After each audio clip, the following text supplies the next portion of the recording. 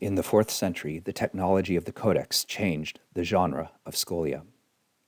During this time, some books began to be produced with broad margins meant to accommodate brief, irregular annotations. The first attested Christian writers to participate in this new type of annotation are Didymus the Blind of Alexandria and Evagrius of Pontus.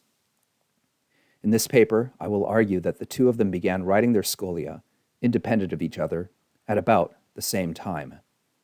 That is, it is not a question of Didymus or Evagrius. Rather, they both are the earliest attested scholiasts, perhaps two of many. Their scholia provide a window to Christian writers as active participants in new literary developments in the late 4th century.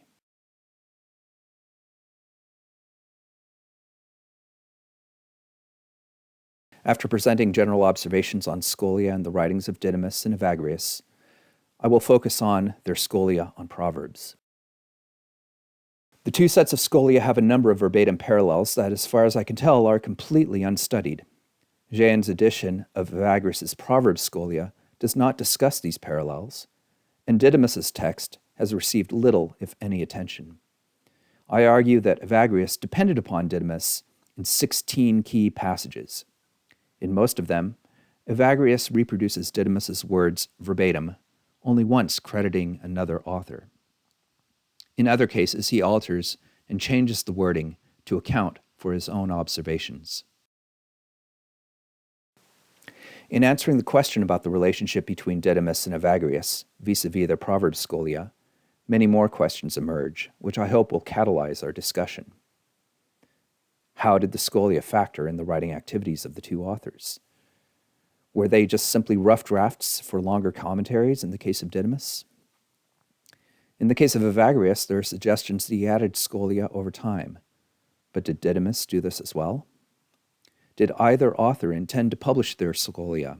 If so, at what point would they have circulated copies? If not, what explains the survival of the scholia? Related, what sorts of changes did the scholia undergo in being collated into the larger medieval collections of scholia? What other texts would be candidates for this type of analysis? What possibilities are there of identifying in Didymus or Evagrius unattributed fragments from earlier authors, such as Origen or Clement?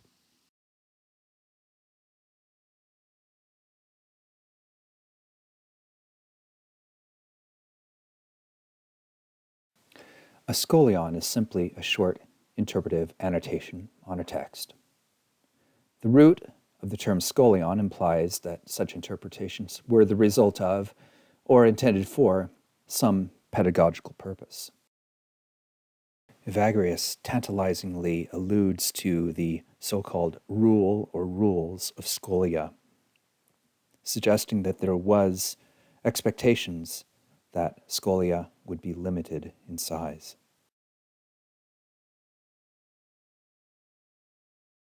In 1998 and 2007, Kathleen McNamee published penetrating studies of scholia attested in papyrus. Scanning the material evidence, she showed that interlinear or marginal annotations exhibit a wide range of chronology and erudition. From the mass of material, she discerned a new development in late antiquity, specifically in the 4th century, for the creation of codices designed specifically to receive marginal annotations. She traced the creation of such codices to the curriculum of legal studies in Beirut. Quote, "Before the codicological revolution of the 4th and 5th centuries, to be associated probably with the ancient law schools, books were not designed to receive annotation at all, if we set aside 2 or 3 unconventional exceptions. Manuscripts with wide margins had wide margins because they were beautiful when empty, not because they were capacious. The great change in book design in late antiquity gave rise, for the first time, to the production of large format manuscripts with broad margins intended, as they never before had been, to be filled with extensive marginal notes. The notes themselves, unlike most annotation of previous centuries, were transcribed from commentaries by scribes who wrote in slow, professional hands. These are proto-scholia. Resistance to McNamee's dating has been lodged by Montana, who has argued for the 8th and 9th century as the earliest period of scholia collections. Montana, however, is interested primarily in systematic collections of scholia, not the creation of first-generation ones. So the work of McNamee and Montana are quite complementary in my opinion. Scholia first came about in the mid-4th century as a personal scholarly activity, and over the next several centuries developed into an enterprise of extraction and collection on a systematic level. You may say, 4th century? But what about all of those scholia that Origen wrote? Here I would refer you to the study by Eric Junot, who argues that these so-called scholia that Jerome attests to do not correspond to marginal annotations. Rather, these are short treatises by Origen on a particular verse or chapter. There's no evidence that Origen wrote scholia per se. The passages that survive from Middle and Late Byzantine scholia collections from Origen are the result of a long process of selectively extracting from Origen's larger works, especially his running commentaries.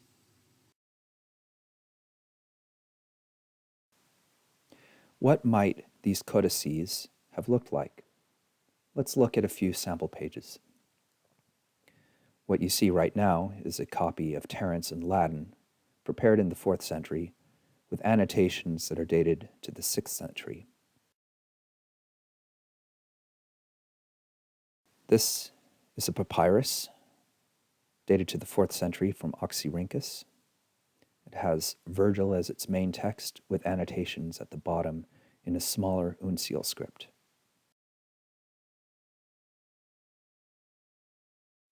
This is a 5th century papyrus. It's a juristic fragment. You can see the size of the annotation in the center of the screen to the left of the main text, giving you a sense of proportion. This is a fragment of the famous Oxyrhynchus Callimachus. Callimachus is written in larger size in the middle, with annotations around the side.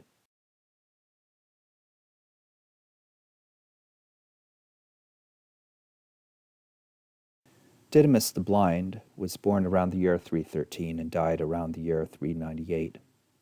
He lived all of his life in Alexandria and was the last head of the catechetical school there. Although blind, he was renowned for his erudition and learning, even though he was not literate technically.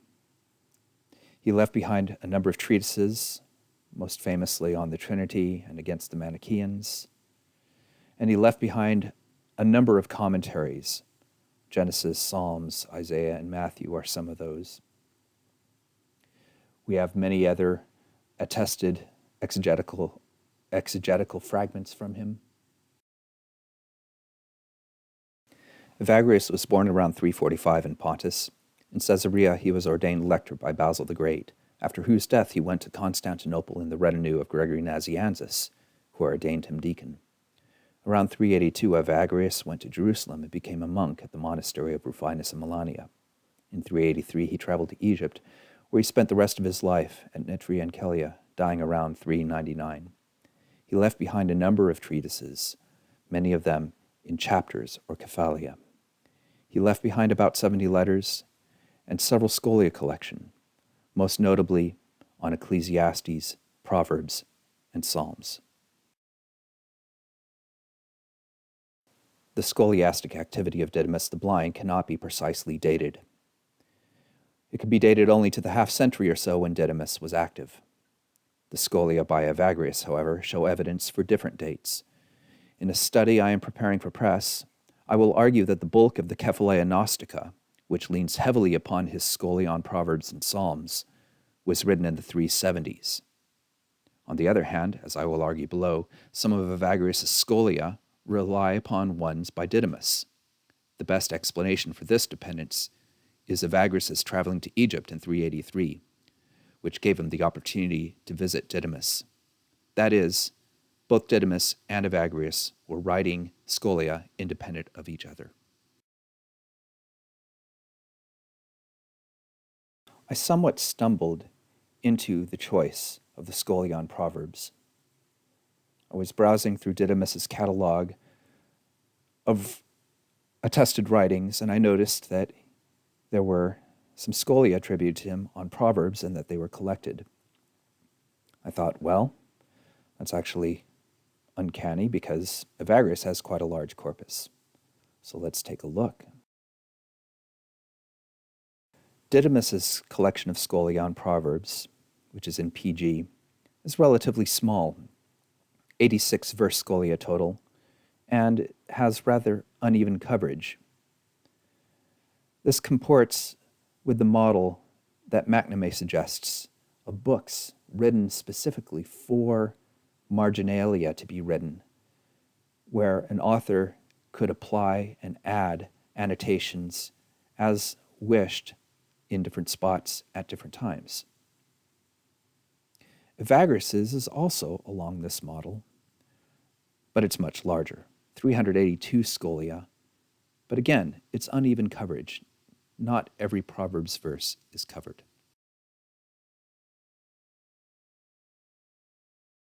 The uneven coverage can be depicted. Here is depicted a heat map with, in gray, the relative size of the verse in Proverbs, with dark blue marking the particular verse that Evagrius quotes on.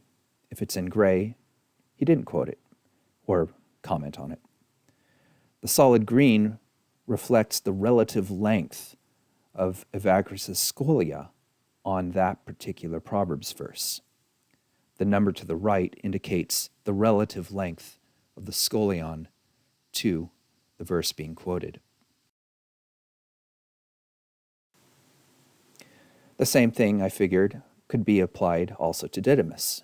So here is the same heat map, a little bit deeper into Proverbs 5 and 6, but the orange is superimposed, showing you the relative length of where Didymus's scholia appear.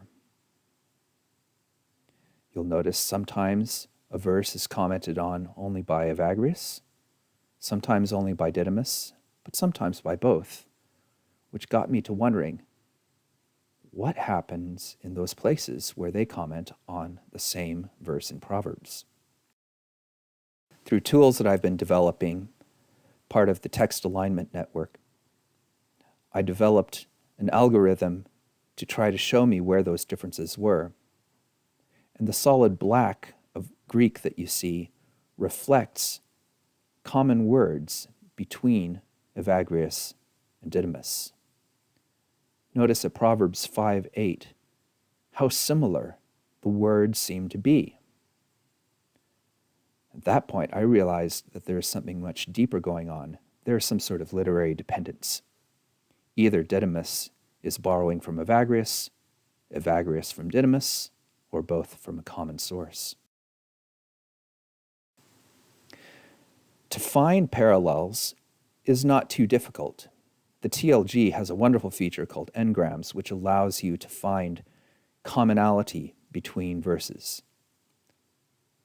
It's a little bit difficult to use in some respects because you'll get false positives or commonplace phrases that are really of no interest. So again, using tools that I've worked on through the text alignment network, I developed my own algorithm, which is still being perfected, to provide a scoring scheme. And I'm happy to say that in the process of developing that, my algorithm found everything that the TLG did and a few more verses. Through the conference website, you should have access to a full handout that I provided, which provide my results. 16 scholia are shared in common between Evagrius and Didymus. The parallels are verbatim, with some significant revisions. That is, there wasn't just merely copying blindly from one to the other. In two of the sections, Evagrius credits the idea to others, which suggests that it is Evagrius who is borrowing directly from Didymus. but there are places where it seems that Didymus himself is crediting others as well. There's a full list along with my comments in the handout. In Scholion 155, Evagrius credits the idea through a facee. The translation here is by Golb, except for the bold-faced phrase which I've replaced with a he says to emphasize that this is being credited to someone else. A similar technique happens at Evagrius' Scholion 378, but here it's much more clear, where he says, someone else says, again, slightly altered from Golb's translation. Going seriatim through all of the examples would not be a good use of time.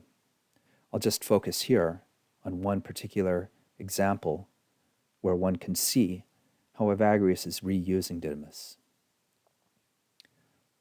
Proverbs 3:18 is the verse in question. And looking at the right, you'll notice that Didymus's narrative follows 4 steps. First, the tree and wisdom. Second, Genesis 3:3. Third, Wisdom 1:4. And fourth, Proverbs 11:30. But Evagrius proceeds along a different route. He goes from step 2 to step 4 to step 1 to step 2 to step 3. It seems that Evagrius is trying to clarify Didymus's logic, showing that Proverbs 11:30 is not a reason for Wisdom 1:4, but rather the two of them are independent reasons for Genesis 3:3. A number of other things on the handout may be worth discussing in our question and answer session. For now, I'll just outline some possible lines future work may proceed. Didymus' scholia are provided only in the PG edition, which relies on, as far as I've found so far, 4 manuscripts. One would like to know, how did these manuscripts relate to each other? How do they relate to other scholia manuscripts? One also wants to know, what about other scholia that are attributed to Didymus? There seem to be a number of promising areas on this front. One other area for future work might be to try to reconstruct a mise en page of a biblical codex that Evagrius might have used. We know that he was a scribe. Palladius says that he had beautiful handwriting. What might have his biblical codices looked like?